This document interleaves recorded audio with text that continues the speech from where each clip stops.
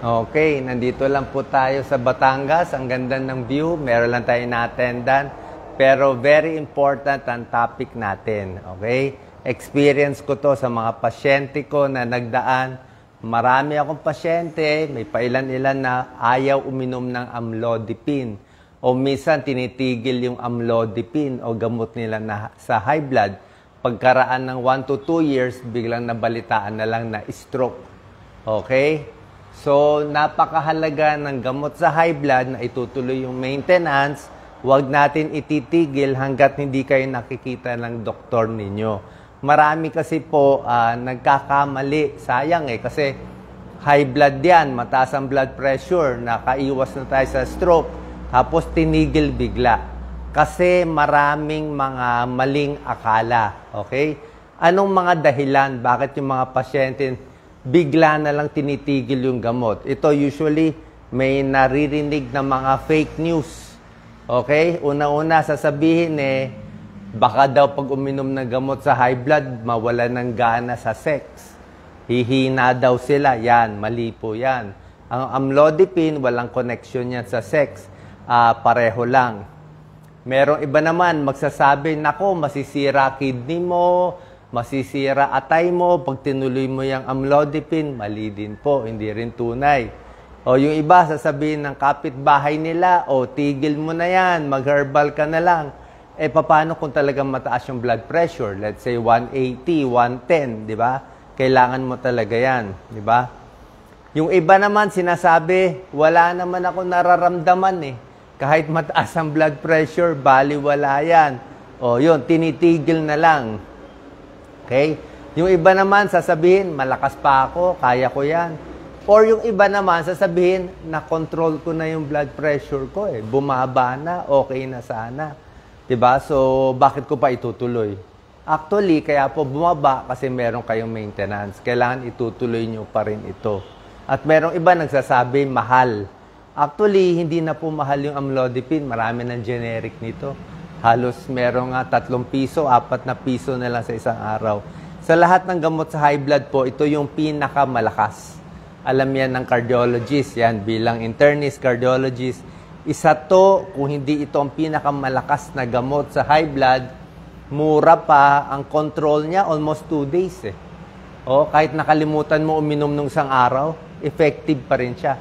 Kaya niya yung blood pressure na matataas, mga 200 over 100, 180 over 110. Basta pag sobra taas, maganda yung amlodipine. Kaya tuloy nyo lang, paalam nyo lang doon sa doktor ninyo. Okay? Ngayon, tatanong ng iba, ano ba, Dok, ang senyales na may high blood ako? Okay? Paano ko mararamdaman? Actually, ang tamang sagot dito, karamihan, walang nararamdaman. Maraming may high blood. Yung iba nga, nakikita ko, mga 240 ang blood pressure. Walang nararamdaman Parang sa kanila, sanay na sila Sanay na parang ganito pakiramdam nila, okay lang sila, sanay na sila. Kaya nga tinawag na silent killer ang high blood. Walang nararamdaman.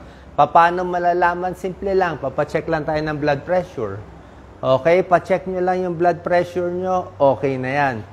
Pero itong mga pasyente ko na walang nararamdaman, kunwari, 240 blood pressure nila. Pero pag pinainom mo ng gamot sa high blood, pag na-maintenance mo na sila ng mga 1 month, 2 months, yung blood pressure nila na 200, pag nababa na yan ng mga 140 over 90, tatanungin ko sila ulit.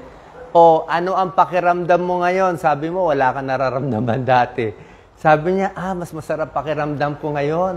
Mas maginhawa pakiramdam ko ngayon. Mas okay pala pakiramdam ko ngayon. So, akala lang nila wala sila nararamdaman. Yung pala, nasanay na sila sa bigat ng ulo, sa hilo, sa pagod, sa hapo nila. Isip nila, sanay na sila doon. So, very important talaga yung gamot. Okay? Maraming gamot sa high blood. Merong losartan, may metoprolol, marami pa ibang gamot. Pero para sa akin, ang shortcut, siyempre pa-check kayo sa doktor. Pero usually, amlodipine, pinaka-malakas. Tapos yung generic lang, pwede na, para mura. Ano pa ibang solusyon sa high blood, bukod sa pag-inom sa gamot, di ba? Kung kaya nyo magbawas ng timbang, hirap magpapayat ngayon pero kung kaya mo bumaba ng 10 pounds, bababa din yung blood pressure mo ng mga 5 to 10 points. Bawas pagkain sa maalat. Okay, maalat talaga nakaka-high blood. Asin, toyo, patis, pag-goong, daing, instant noodles, tuyo, cereal, lahat yan talaga. Mag-exercise, lakad-lakad para pinapawisan.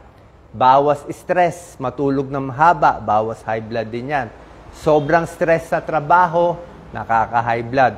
Laging mainit ang ulo, kahit anong dahilan, laging galit. O, mainit ang panahon, maganda yung ganito yung panahon, basta hindi ka ma-high blood. Okay?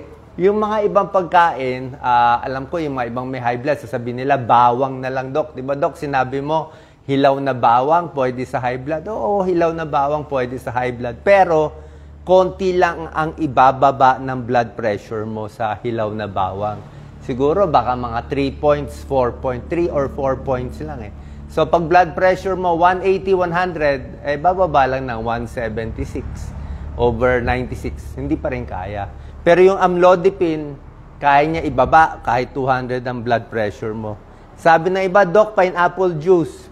Oh, pineapple juice, mataas sa vitamin C, healthy, pero hindi siya talagang nakakababa ng blood pressure. Okay? So, yun lang po. Last topic, mga pagkain mabuti sa puso, pampapayat, oatmeal. Oatmeal, maganda si Doc Lisa. Oatmeal yan everyday. Saging, mataas sa potassium. Actually, may tulong din sa high blood ang saging.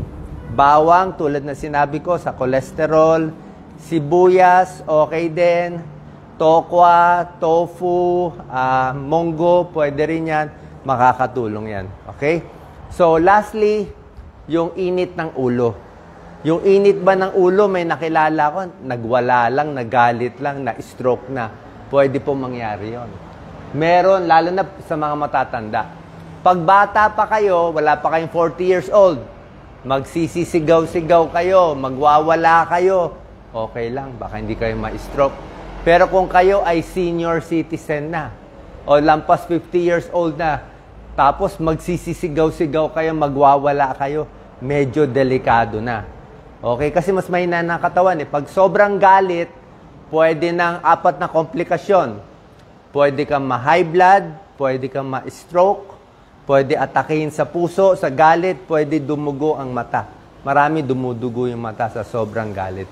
So, kailangan konting relax lang. So, sana po nakatulong itong video natin para tuloy-tuloy, pa-check po kayo ng blood pressure nyo, tuloy nyo lang yung gamot nyo, yung amlodipine at iba pa. Nakakahaba ng buhay. Actually, sa pag-aaral, ahaba buhay mo ng 9 to 10 years. 9 to 10 years, dagdag sa life expectancy mo. Kung ang buhay mo, dapat 80 years old. Pag uminom ka ng gamot, abot ka ng 89. Kaya nga yung mga mayayamang bansa, kompleto sila sa gamot, mas mahaba yung buhay nila. Dito sa Pilipinas, mas maikli buhay natin. Parang 70, 71 years old lang yung average. So, sana po nakatulong itong gamot. Payo natin, pa-check po tayo sa ating mga doktor. God bless po.